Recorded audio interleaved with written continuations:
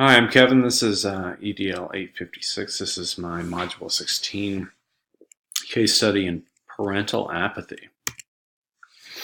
So what do we know about the problem? So we have Miss Rose, who's a new principal. She's an assistant principal. She's new to a school that has um, little contact with the community or involvement with parents. There's no PTA, there's no PTO. And also the principal isn't supportive at all. The principal is kind of dismissive, doesn't think, what's the point, that kind of stuff. Miss Rose wants to build these relations up, as she should. And she calls a meeting. She sends home a letter with students inviting parents to a meeting. There's few attendees at the meeting. And the principal doesn't even want to proceed because of the bad turnout. So what we need to know, I need to know what's been tried in the past. Has there been a PTA or PTO? How's it gone? How's the reception been? Why is there no community engagement currently? And why did these initiatives fail? Certainly somebody had tried to do these before and they didn't go well. I need to know what happened.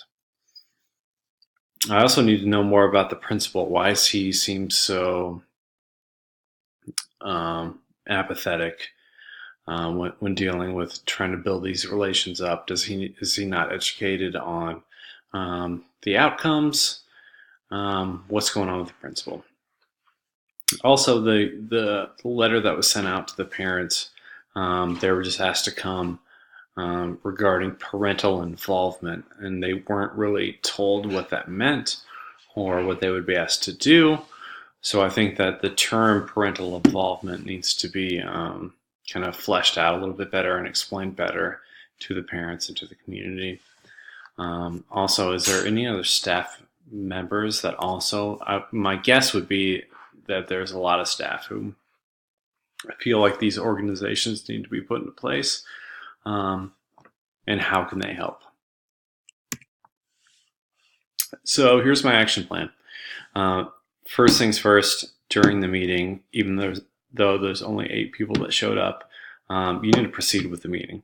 Those 8 people could be advocates for other parents. They can involve other people. It's really important that those people obviously have expressed some sort of interest and that you engage with them. Otherwise, you might lose them forever. You also need to proceed with creating the PTO and the PTA. Even though there seems like there's a very small amount of people who are interested, if you create it and if you try to build it up afterwards, I think you could see some results. I also think that there needs to be a meeting with the principal, because the principal needs to be made aware of all of the positive outcomes that can come with building up these relations. I think that there also needs to be better communication regarding reaching out to people in the community. There was only a letter sent home to students. I mean, I'm sure probably a lot of students didn't even give it to their parents. So there needs to be more avenues of communication with parents and both community members. And I also think that there needs to be more meetings that are planned. I think you need to proceed, even if there's a small turnout, you can try to turn that turnout into more people down the road. In terms of promoting success, building better relations with the community is going to boost the community perception. I think if you have positive public relations, people in the community are going to view your school positively. They're going to want to send students to you, and that's going to be better for the school. Consequently, negative public relations is going to harm the school because people aren't going to want to go there. Also, if you're promoting a relationship with the community, there are community members that certainly can help with the students. They can either interact with the students, they can mentor the students, they can provide spaces for the students. I think there are a lot of positive outcomes that could come from the community being involved with the kids. Also, if there's a higher parental involvement, that has been proven to boost test scores.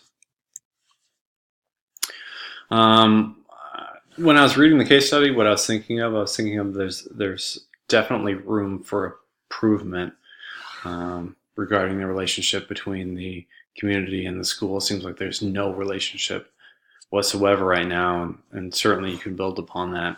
I definitely felt bad for the kids because there's a lot of opportunities. Maybe they could be mentored by somebody. Maybe they could go somewhere after school.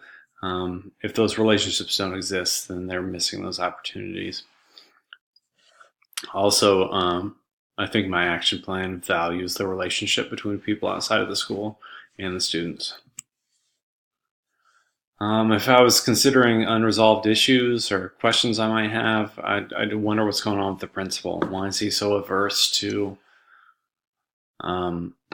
working with the community and working with the parents and reaching out? Like, is there a bad experience in the past? I don't know what's going on there. I would also want to know how parents communicate with teachers now. So a teacher needs to call home. Like, is that something that doesn't happen? Because there's no relationship, I would need to know that information. I would also want to know and maybe show my staff what a successful model of community relationship with the school would look like, so that they would know exactly what we're striving for.